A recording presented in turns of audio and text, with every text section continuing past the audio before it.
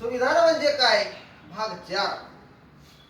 तर राज्यघटनेत तसे अनेक भाग आहेत, पण संविधानाची उद्देशिका हा संविधानाचा आत्मा आहे आणि त्या उद्देशिकेची शेवटाची ओळ आहे.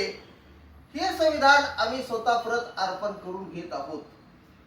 संविधान काही भेट नाही किंवा अनुदान नाही किंवा कुठल्या बाह्य शक्तीचा साक्षात्कार नाही, तर ही आपल्याच देशातील लोकांच्या शहाणपणाची आणि आकांक्षांची निर्मिती आहे.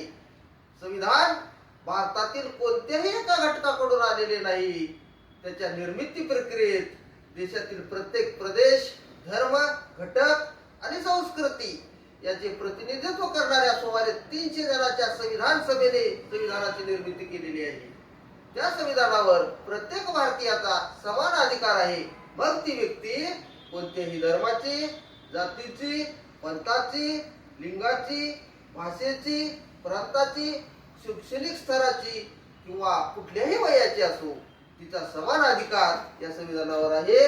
आणि या जगात सर्वश्रेष्ठ असलेल्या संविधानाचे जनक आहेत राज्यघटनेचे, भारतीय राज्यघटनेचे शिल्पकार, विश्वरत्न बोधिसत्व परमपूज्य डॉक्टर बाबासाहेब आंबेडकर. जय संविधान, जय भारत.